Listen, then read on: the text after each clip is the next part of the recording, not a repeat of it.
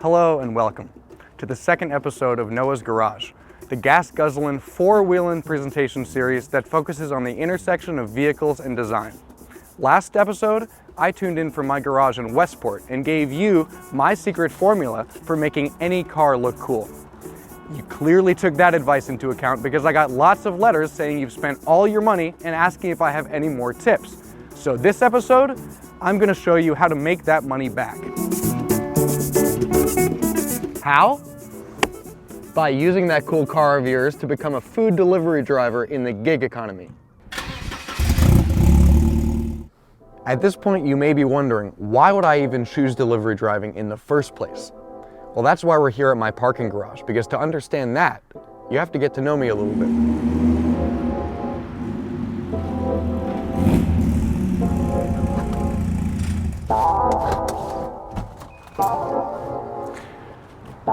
When I'm not busy being a full-time visual designer, I'm either in, under, or near a vehicle. Most of the time, that's my 1993 Volvo 945, which some of you will remember from the first episode. I maintain an Instagram for this car, where I use it as my outlet for making fun and creative videos.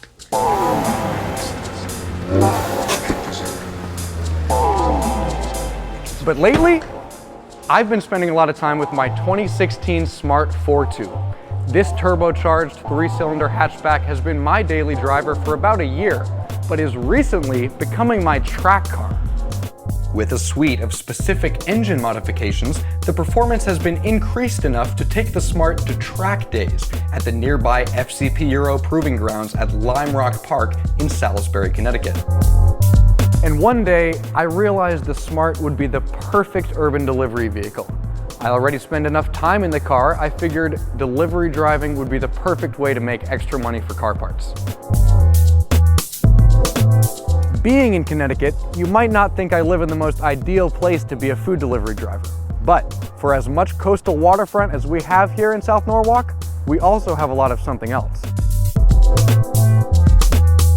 Interstate 95 is the main north to south interstate highway on the east coast of the United States, running from Florida to the Canadian border. I-95 enters New England in Connecticut, where it closely follows the southern coast, before passing directly through the city of South Norwalk. The other main thoroughfare in this part of the state is the Merritt Parkway. One of the first and oldest parkways in the United States, the Merritt takes a more scenic inland route through Connecticut. What connects these two vital arteries is US Route 7, also known as the Connector. This expressway begins at I-95 in Norwalk and offers drivers a convenient way to get from the interstate to the Merritt Parkway. The Connector and 95 are directly behind me, and what this means is that I happen to live in one of the most important transit hubs in southwestern Connecticut.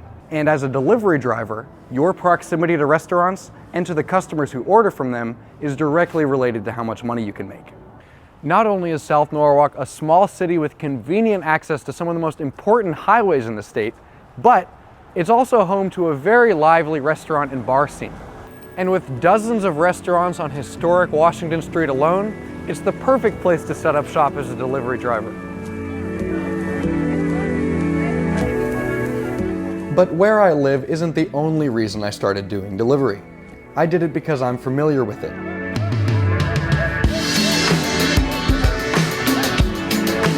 I began my delivery driving career in 2013 when my best friend and I worked as waiters and delivery drivers for a local restaurant called Saffron Indian Cuisine while we were in high school.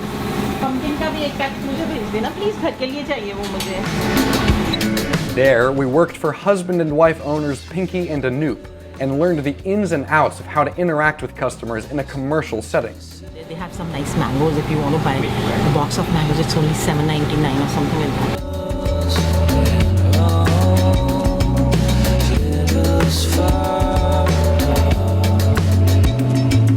And that's when I realized the biggest difference between being a delivery driver for a restaurant and delivering for an app like DoorDash or Uber Eats. And the difference is the sense of representation.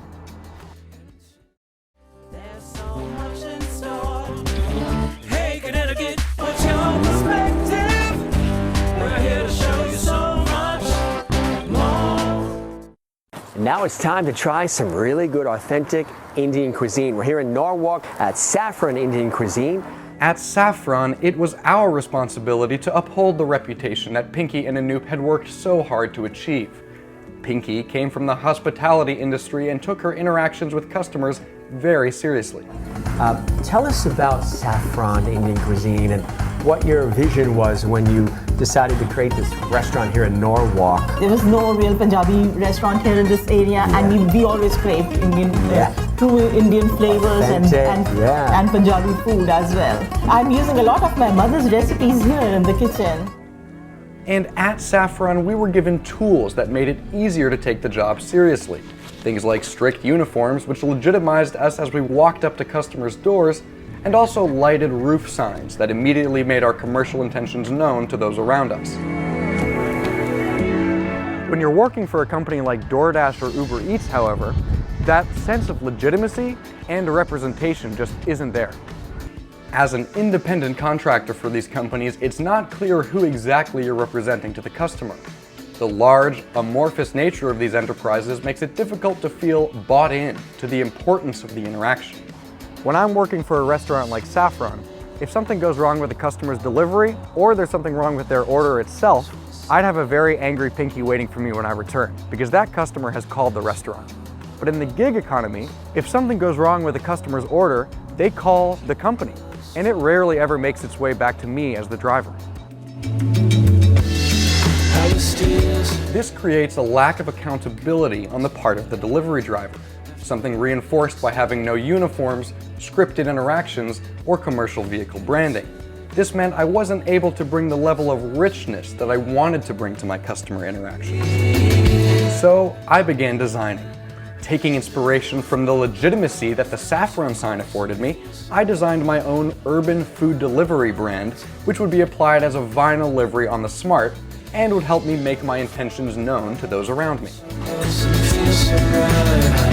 Next, I picked up a set of vocational steel wheels from a fellow Smart owner and brought them back to life. These commercial-style wheels, like the ones you'd find on delivery vans, brought even more legitimacy to my overall presence on the road. Now, we've gotten the car sorted, but delivery driving in the gig economy relies on more than just your vehicle. Regardless of which platform you choose to contract with, their mobile app is the most important part of the entire experience. Both Uber Eats and DoorDash deal with extremely complex interactions, involving many stakeholders, enterprises, and human connections, all in real time. They both also afford the driver about the same level of functionality, however, with very different experiences. As with any job that involves the repetition of tasks, efficiency and friction reduction is the name of the game. Delivery drivers need to be looking for any opportunity to reduce the friction in their workflow and increase efficiency wherever possible. With it being easy to work a 12-hour shift doing delivery, something that starts out as a minor annoyance can easily amplify into a full-blown disaster. Anything from foggy windows to low cell signal, or even an uncomfortable pair of pants. Reducing friction becomes particularly important in the context of the in-app experience. An immediate difference we can see between the home screen of the two apps is how dynamically they're displaying hotspot areas. Going online is another place we can see a difference in friction. With Uber, it's quite simple to start a session. Just tap Go on the home screen and you're online. With DoorDash, it's more complex. Sessions are time and location based, with fixed boundaries attached to individual blocks of time. You must first plan a dash and then must remain in a specified field of service to receive orders. Making money as a delivery driver means being smart about the deliveries that you choose to accept. A good rule of thumb is to never accept deliveries that pay less than $1 per mile. Naturally, this means that the action of refusing a delivery is something that smart drivers do frequently. Refusing a low-paying order on Uber couldn't be simpler. A preview of the order appears on the bottom of your screen, and you're given the option to accept or refuse. On DoorDash, however, you're taken out of your turn-by-turn directions and placed in a full-screen takeover of the low-paying order. Upon tapping decline, a modal appears suggesting that if you don't take this delivery, your acceptance rate will drop. Worse still, once you're through the gauntlet of guilt, you must specify a reason for declining in order to return to your turn-by-turn directions. Beyond a high-friction interaction, this is dangerous to interact with while driving. It might come as a surprise, but there are many opportunities for drivers to deliver more than just food products. Drivers can sign up to get approval to deliver alcohol and ID their customers. And they can also sign up for a credit card on the platform, which enables shop and pay services, such as shopping at a supermarket or a drugstore. These two platforms handle the added complexity of multi-orders very differently. On Uber, it's easy to see the two orders grouped together as a single task with multiple parts. I also have easy access to the order details and the option to message the customer if I need to do so. On DoorDash, even if two deliveries share a single pickup location, the deliveries are treated as 4 discrete tasks, 2 pickup and 2 deliveries, each with their own confirmations, requiring you to open each individually. Going back to reducing friction, something you'll do a lot as a delivery driver is check the address as you're approaching your destination. Uber gracefully discloses the important parts of the address and the instructions based on your proximity to your destination. This makes it a seamless transition between turn-by-turn directions and the information. Due to DoorDash's map being an implementation of Google Maps, interactions like these force the user to leave turn-by-turn directions completely, making it difficult and clunky to use while approaching your destination. As a delivery driver, you should expect your fair share of peculiar interactions. Anything from being told to use robotic language instead of names, to a customer falling asleep before you could hand them their car full of McDonald's. But rest assured, most platforms offer helpful analytics, guidance, and forecasting to help you optimize your experience.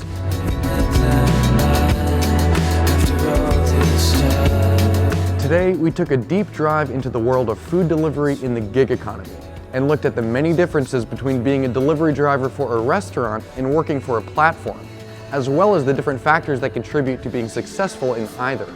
And just like I gave you my 3-step formula to make any car look cool in episode 1, here are my 5 tips to becoming a successful delivery driver. Tip number 1. Take advantage of how much ownership you get over the interactions with your customers on these platforms. It's very easy to stand out by being empathetic, sensitive, and caring for your customers' needs. Tip number 2. Be realistic. Figure out if delivery driving works for you in your area. As you could expect, gas is the #1 expense for delivery drivers, so having a fuel-efficient vehicle is crucial. Tip number 3. Minimize friction. Delivery driving shifts are made up of repeating the same actions over and over, which makes it important to minimize friction wherever you can. Wear comfortable clothing and make sure you have a safe place to transport the food before you start a delivery. Tip number 4. Be selective. As tempting as it may be to accept every delivery that comes in, be ruthless about which you choose to accept and which you deny. Stick to orders that pay more than $1 per mile and ones that won't leave you in a dead zone. And tip number 5. Harness the power of multiple delivery platforms. As we've seen, there are many advantages and disadvantages to each platform, but it can be very crucial to your bottom line to double your chances of getting those delivery orders by using more than one platform at once. But a warning here, it's easy to get into hot water if you're not careful. Thanks for joining me today, and I'm confident that with your newfound knowledge of food delivery in the gig economy, you'll have a new way to make money for car parts whenever you choose to do so. Until next time, I'll be in my garage, and I wish you safe driving.